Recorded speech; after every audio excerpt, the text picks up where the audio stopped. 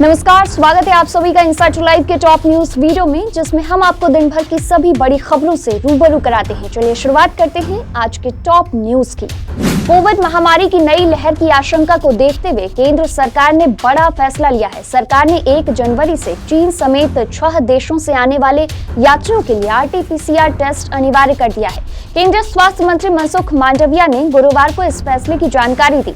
उन्होंने कहा कि चीन, हांगकांग, जापान, दक्षिण कोरिया, सिंगापुर और थाईलैंड से भारत आने वाले यात्रियों को 1 जनवरी से नेगेटिव कोविड टेस्ट रिपोर्ट देना जरूरी होगा। मांडविया ने कहा कि इन जगहों से आने वाले यात्रियों को फ्लाइट पकड़ने से पहले एयर सुविधा पोर्टल पर RT-PCR टेस्ट की नेगेटिव कोविड रिपोर्ट अपलोड करनी होगी। उन्होंने कहा कि यात्रा के 72 घंटे के भीतर ही कोविड टेस्ट कराना होगा।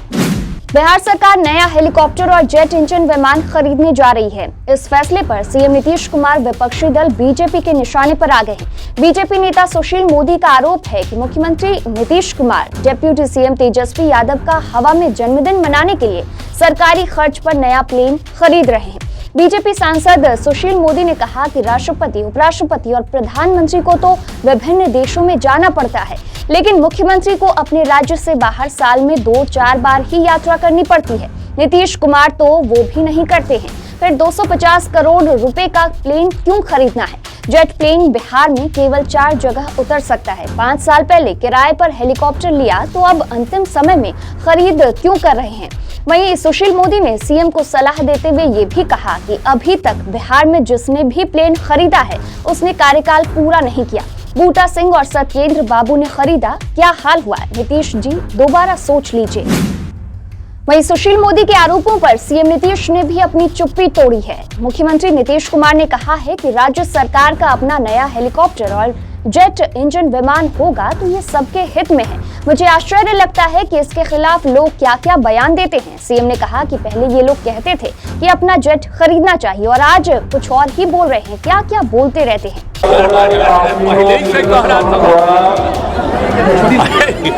पहले ही से आप जानते हैं कि हम लोग रखे नहीं थे और उसके बाद उसको दे दिया ट्रेनिंग होता है वहाँ, और फिर हम लोग आए थे, कितना बढ़िया लाए थे और अब उसके बाद यही देखा गया कि नहीं, अगर अब अपनी तरफ से भी आ जाएगा सरकार का मामला, इस सबके हित में है। हमको आश्चर्य लगता है कि कौन क्या बोलता है। वहीं जेट और हेलीकॉप्टर को लेकर बीजेपी के हमले पर डिप्टी सीएम तेजस्वी यादव ने भी बयान दिया है। तेजस्वी यादव ने कहा है कि बिहार ही एक ऐसा राज्य है जहां खुद का ना तो प्लेन है और ना ही हेलीकॉप्टर। इससे पहले जिस प्लेन और हेलीकॉप्टर का उपयोग बिहार सरकार करती थी वो लीज पर था।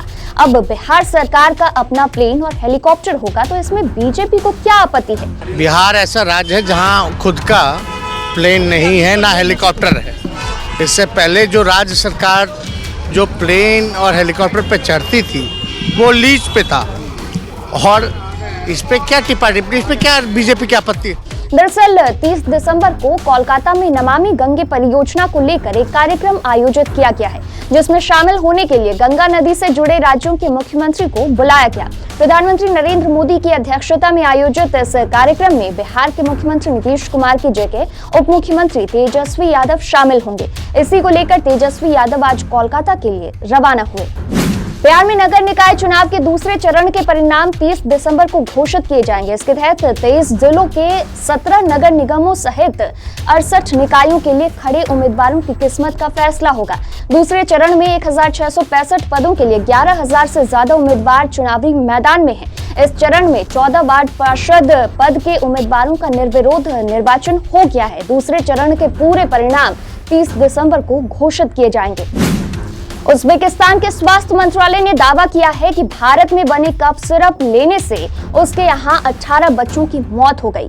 अब इस मामले पर राजनीति शुरू हो गई है। कांग्रेस नेता जयराम रमेश ने इस मुद्दे को उठाते हुए मोदी सरकार पर तंज कसा था।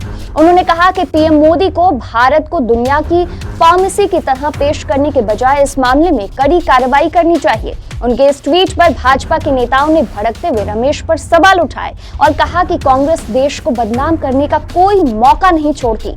बीजेपी ने आरोप लगाया कि प्रधानमंत्री नरेंद्र मोदी के प्रति नफरत के चलते कांग्रेस भारत का मजाक बना रही है। अस्पताल में भर्ती पीएम मोदी की मां हीराबेन की सेहत में सुधार हुआ है। गुजरात के मुख्यमंत्री कार्यालय की तरफ से दी गई जानकारी के मुताबिक 1-2 दिन में अस्पताल से उनको छुट्टी मिल सकती है। डॉक्टरों के मुताबिक उन्हें अब ओरल डाइट दी जा रही है। बुधवार को पीएम मोदी अपनी मां की सेहत का हाल जानने के लिए अहमदाबाद के यूएन मेहता अस्पताल पहुंचे थे। राहुल गांधी की सुरक्षा में चूक के मामले में गृह मंत्रालय को लिखी गई चिट्ठी पर केंद्रीय रिजर्व सुरक्षा बल ने जवाब दिया है और कहा है कि राहुल गांधी की सुरक्षा को लेकर जो गाइडलाइंस जारी की गई हैं, उनका उल्लंघन खुद राहुल गांधी ने किया। सीआरपीएफ ने कहा कि राहुल गांधी 2020 से लेकर अब तक 113 बार सुरक्षा नियमों का उल्लंघन कर चुके हैं। उन्हें हर बार इस मामले में जानकारी दी गई है। भारत जोड़ो यात्रा के दिल्ली चरण में भी उनके साथ चल रहे लोगों ने सुरक्षा नियमों को तोड़ा है और सीआरपीएफ इस मुद्दे पर अलग से डील करेगी। आंध्र प्रदेश के नेल्लोर जिले के कंदुकुर कस्बे में एक नहर में गिरने से एक महिला समेत 7 लोगों की मौत हो गई है और 8 अन्य लोग घायल हैं। हादसा उस समय हुआ जब नेता प्रतिपक्ष और पूर्व मुख्यमंत्री एन चंद्रबाबू नायडू वहां एक रोड शो को संबोधित कर रहे थे। वहां बड़ी संख्या में लोग जमा थे। कांग्रेस नेता सलमान खुर्शीद ने एक बयान दिया है जिससे एक बार फिर से ये साबित होता जा रहा है कि कांग्रेस में गांधी परिवार ही सब कुछ है। उन्होंने कहा कि हमारे मुख्य नेता गांधी परिवार से ही हैं। जो हमारा नेता है वही खड़गे जी का भी नेता है। तिब्बती बौद्ध धर्मगुरु दलाई लामा की सुरक्षा को खतरा है। सुरक्षा एजेंसियों ने बिहार के बोध गया में प्रवास कर रहे दलाई लामा की जासूसी का शक जताते हुए अलर्ट जारी किया है। अलर्ट मिलने के बाद बिहार पुलिस एक्टिव हो गई है। सुरक्षा एजेंसियों ने एक चीनी महिला का स्केच भी जारी किया है जिसे संदिग्ध जासूस माना जा रहा है। गया में सुरक्षा और कड़ी कर दी गई है। बौद्ध धर्मगुरु दलाई लामा अभी 1 महीने के बोध गया प्रवास पर हैं। यहाँ गुरुवार से दलाई लामा की टीचिंग प्रोग्राम भी शुरू है जिसमें देश विदेशों से 60,000 से ज्यादा श्रद्धालु पहुंचे हैं। इस भीड़ में किसी चीनी महिला जासूस के भी पहुंचने का शक है। फिल्म अभिनेता सुशांत सिंह राजपूत की हत्या होने का दावा करने वाले कूपर हॉस्पिटल के मॉर्चरी सर्वेंट रूप कुमार शाह को मुंबई पुलिस ने सुरक्षा मुहैया कराई है। रूप कुमार ने सुशांत सिंह राजपूत की खुदकुशी को हत्या करार दिया था। इस खुलासे के बाद रूप कुमार ने खुद की जान को खतरा बताया था। सीबीआई जल्द ही रूप कुमार शाह को दिल्ली बुलाकर बयान दर्ज कर सकती है। उससे पहले सीबीआई पोस्टमार्टम में रूप कुमार के रोल की तफ्तीश कर रही है।